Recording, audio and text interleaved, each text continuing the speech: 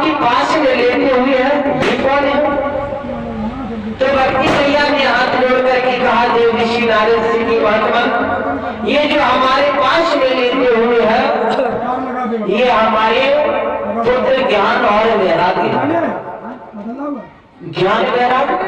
देव ऋषि नारद ने पुनः हाथ जोड़ करके कहा कि हे माँ, हमारी कुछ बात समझ में नहीं आई।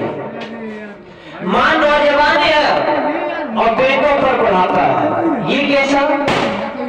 भक्ति मैया ने कहा कि मैं कर्नाटक में बड़ी हुई, आंध्र प्रदेश जैसे प्रदेशों में मुझे बहुत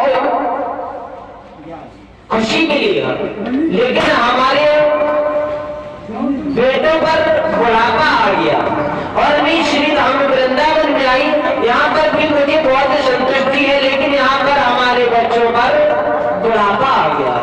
ये हमारे बच्चे ज्ञान और वैराग्य ये बुढ़ापे में आ गए, अब हम इस श्री धाम वृंदावन को छोड़कर के चली जाएंगे। ये भक्ति मैया ने कहा। देव ऋषि नारद ने हाथ जोड़कर के कहा कि हे माँ, आप श्री धाम वृंदावन को छोड़ने की बात कर रहे हो, यहाँ पर तो विदेशों से लोग घूमने के लिए आते हैं, और आप जब वृंदावन को छोड़ दोगी तो यहाँ भक्ति नहीं रहेगी, और जब भक्ति नहीं रहेगी तो यहाँ कोई आएगा नहीं।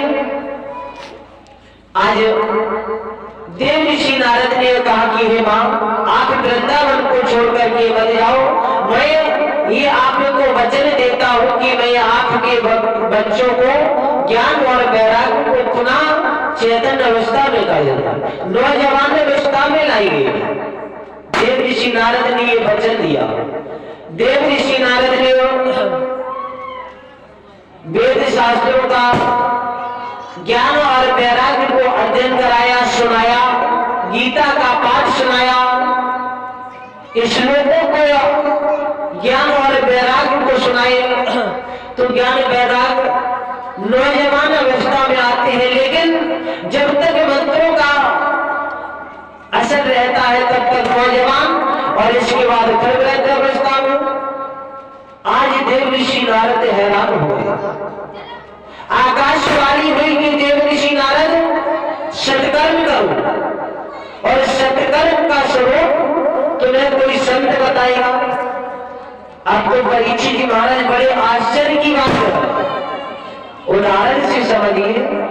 जैसा कोई छोटा डॉक्टर हो और बड़े डॉक्टर के पास में जाकर के कहे कि भैया हमें अमुक दवा का, अमुक इलाज का, अमुक दवा का नाम बता दो, तो वो पहले घबरा जाएगा, सोचेगा ये इतना बड़ा डॉक्टर, एमबीबीएस डॉक्टर हमारे पास झोला छाप के पास आया, तो वो पहले घबरा जाएगा। और देव ऋषि नारद भी कोई साधारण संत नहीं है। गोस्वामी तुलसीदास जी महाराज ने संत नहीं संता की भी उपाधि दी है। देव ऋषि नारद कोई साधारण संत नहीं है, परम पिता ब्रह्मा के 10 मानस पुत्रों में है। देव ऋषि नारद आज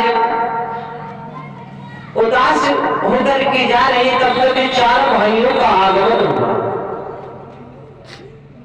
संत 4 संतों का आगमन हुआ।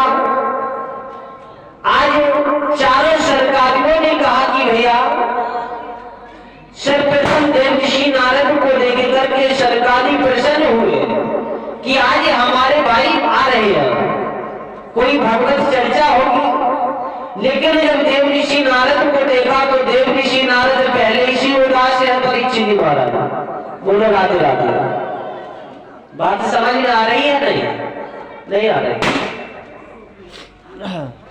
तो आज सरकारियों ने कहा भैया आप उदास क्यों हो? सारे वृत्तांत को बताया देव ऋषि नारद ने, और सरकारियों ने कहा कि आप श्रीमद् भागवत कथा को सुनाओ। श्रीमद् भागवत कथा को सुन करके ज्ञान और वैराग्य